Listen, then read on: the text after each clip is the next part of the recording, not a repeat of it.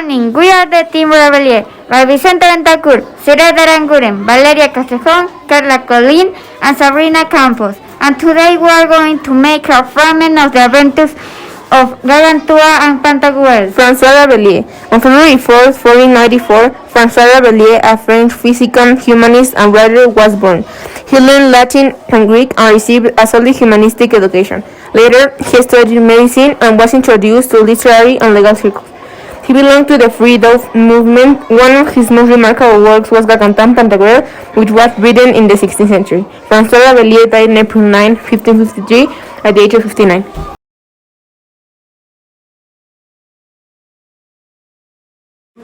Having finished the previous words, Pantagruel said to the philosopher Triligan, "It now comes your turn to answer our question. Should Panurge marry or not?" But What do you say? what you have just heard, What did I hear? what I say. "Aha! Is that where we are?" intervened. "Let's go through it. Should I marry or not?" Neither one or the other. "The devil takes me," said Panurgus. "If I don't go mad, I think I don't understand you. Wait, I put my glasses over my left ear to try to hear you better." At the moment, Pantagruel saw at the door of the hall the little dove of Gargantua, one of the coward's kind, because that was the name of Tobias' dog, and he said to those assembled, Our king is walking nearby. Let us arise. He had not yet finished these words when Gargantua entered the banquet hall. All stood up to pay obeisance to him, and Gargantua, after he had greeted all those present with his characteristic kindness, said, My friends, I beg you earnestly not to leave your seats or your reason. Bring me a chair at the end of the table and give me something to drink in your company. And now, tell me, at what point were your words about? Pantagruel replied that they were dealing with a question raised by Panurgus, whether he should marry or not, and that both Father Hipotadeus and Master Rondibilis had already given their answers. At the moment when he entered, the faithful Triligan answered who, when Panurgus had asked him, should I marry or not, he answered both at the same time, and when he asked him a second time, neither one nor the other, Panurgus was confused by such contradictory answers, and said that he did not understand their purpose. It seemed to me, Said Gargantua, that I do understand her. Such an answer is similar to that of an old philosopher who, when asked if he had any woman, replied, I have her, but she does not possess me. I possess her, but she does not possess me. Such an answer recalls added Pantagruel, that with a certain capricious Spartan woman had when asked if she had ever done anything with a man, for she replied that she had never done anything with a man, but that there were several men who had done something with her. It will be then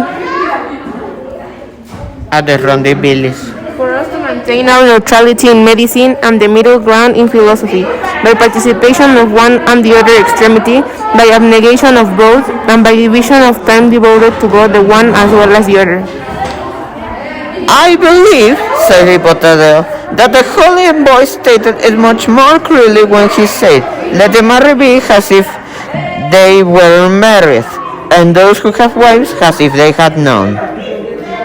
I interpret having and not having a wife Pantagruel conclude, in the sense that to have her is to use her for the help to which nature dedicated her. That is, for the help, companionship, and recreation of a man. Not to have a wife is as much as to fall in mollicism, not to contaminate that sublime affection which man owes to his Creator, to renounce the obligation which by natural law man owes to his country, to the community, to his friends, and to leave his business in a state of abandonment, for the unusual eagerness always to please his wife. Accepting this interpretation, it does not seem to mean that the terms of having and not having a wife at the same time are antagonistic or contradictory. Thank you for your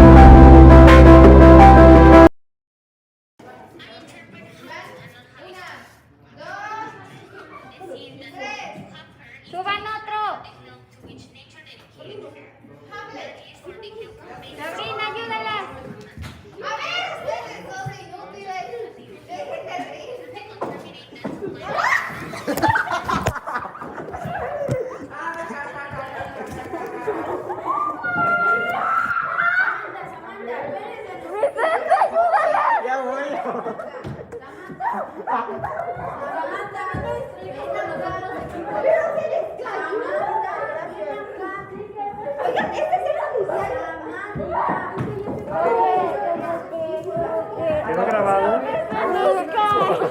Ahí está.